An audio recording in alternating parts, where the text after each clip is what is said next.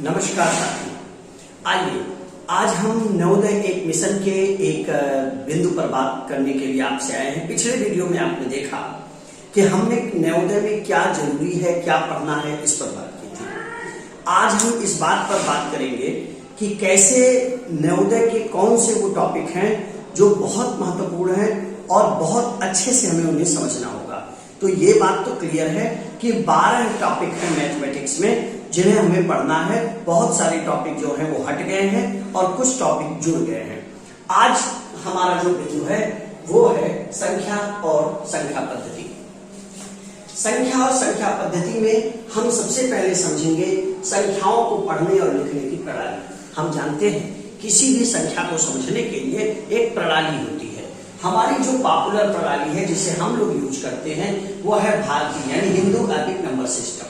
इस number system की खास बात यह है कि इसमें आप देखिए इकाई और दहाई प्रमुख होता है। तो हम जब भी इसकी संख्या लिखते हैं तो आप देखिए हम कैसे लिखते हैं।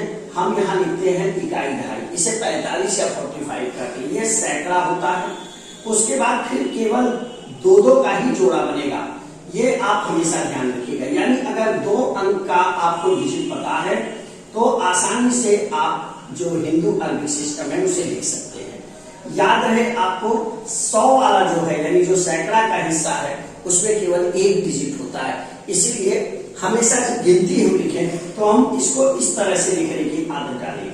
इससे क्या होगा कि जो हमारा इकाई दहाई का सिस्टम है उसमें गलती नहीं होगी। मान लीजिए हमें कहीं लिखना है 5 करोड़ 7 लाख। अब जब 7 लाख लिखना है तो निश्चित रूप से 35 के लिए 7 होना है। तो जब हम 0 और 7 लिखेंगे इस तरह से तो गलत नहीं होगा।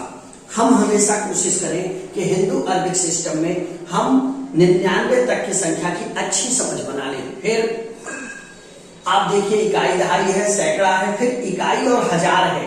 हजार में भी इकाई और दहाई होती है, लाख में भी इकाई और दहाई होती है, 1 लाख 10 लाख, करोड़ में भी इकाई और दहाई है, 1 करोड़ और 10 करोड़। तो ये हो गई हिंदू अरबिक सिस्टम की बात। दूसरे पर आते हैं, ये अंतरराष्ट्रीय प्रणाली है। अंतरराष्ट्रीय प्रणाली जिस तरह से ये इकाई दहाई पर थी, ये 3 है, इकाई दहाई सैकड़ा, यानी यहाँ 3 का जोड़ा चलेगा।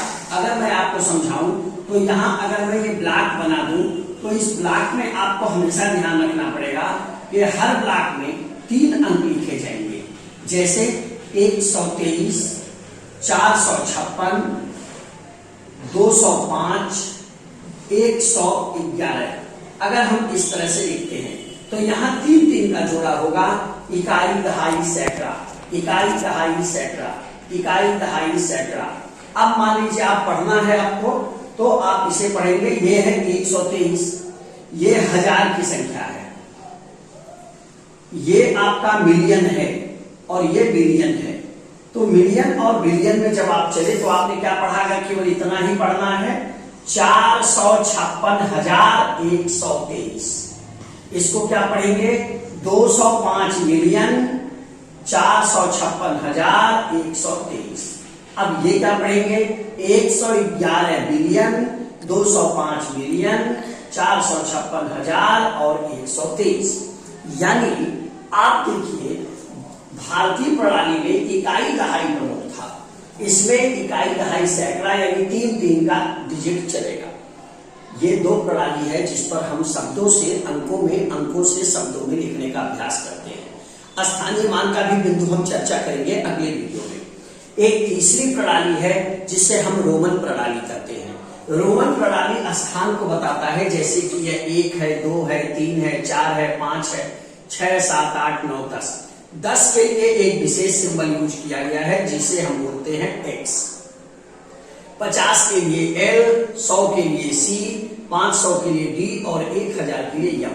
2 बातें आपको हमेशा ध्यान में रखनी है, चेतावनी के तौर पे, सतर्कता के तौर पे, कि कोई भी सिंबल 4 बार लगातार नहीं आएगा।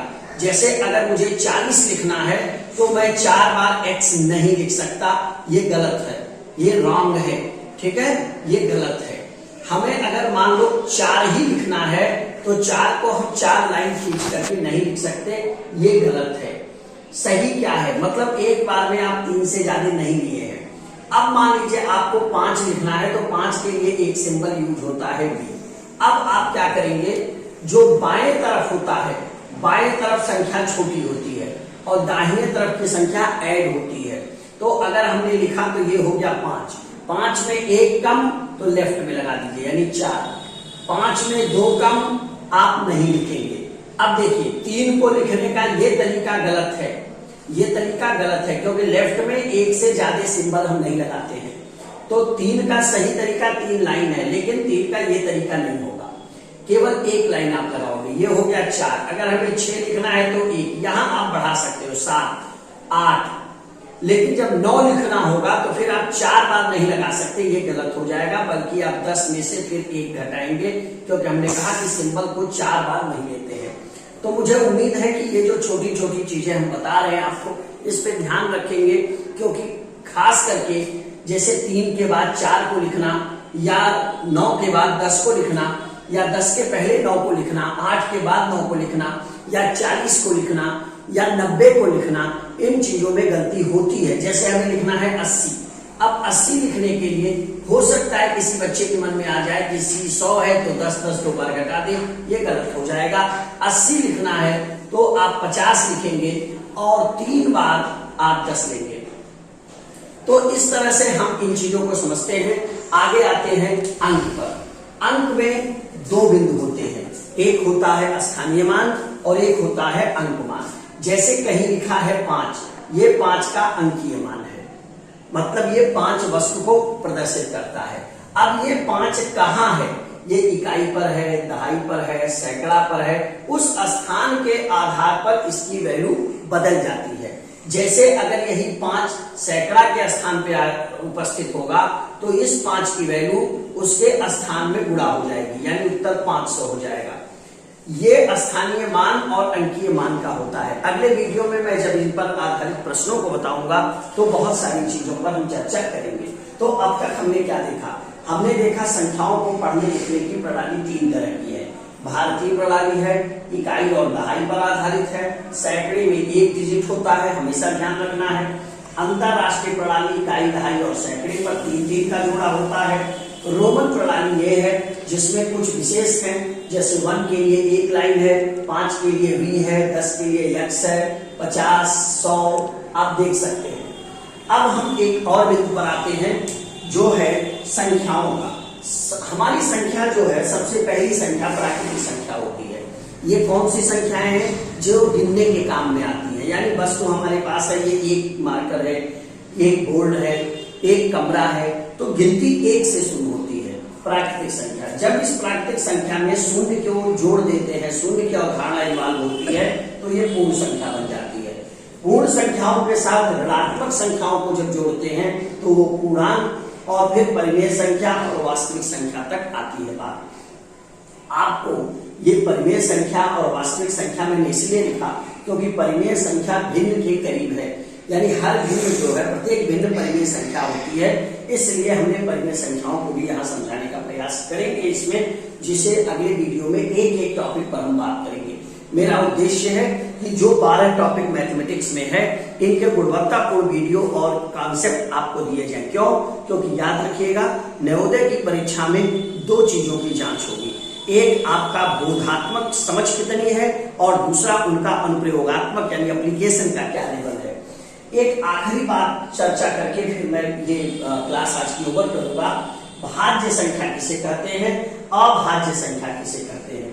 भाज्य संख्याएं वो संख्याएं हैं जो 1 से, खुद से और किसी एक संख्या से कम कटे। अभाज्य संख्या कौन है? जो सिर्फ 1 से और स्वयं से ही विभाजित होती हो। एक जो है, मजे की बात है, ये न तो भाज्य संख्या है और न ही अभाज्य संख्या है। तो हमेशा आता है में सबसे छोटी अभाज्य संख्या कौन है, तो वो है 2, और लगातार 2 अभाज्य संख्या है, 2 और 3। ये हमेशा ध्यान देना है, एक अभाज्य संख्या नहीं है, न ही वो भाज्य संख्या है। जबकि 2 और 3 अकेली ये जोड़ा है जो लगातार अभाज्य संख्याओं का है। तो ये जो है कुछ एक सामान्य सी समझ बनाने के लिए हमने आपसे प्रयास किया था। मुझे उम्मीद है कि आपको ये सारी चीजें समझ आई होंगी। आपसे निवेदन है कि इस वीडियो को अधिक से अधिक बच्चों तक पहुंचाने का प्रयास करिए, जिससे वो नवोदय की तैयारी में उनको सहायता मिले, उनको मदद मिले। मेरी कोशिश है, मेरा अभियान है बेसिक से नवोदय। निश्चित रूप से हम मिलजुल करके इस सपने को साकार करेंगे। धन्यवाद। Thank you.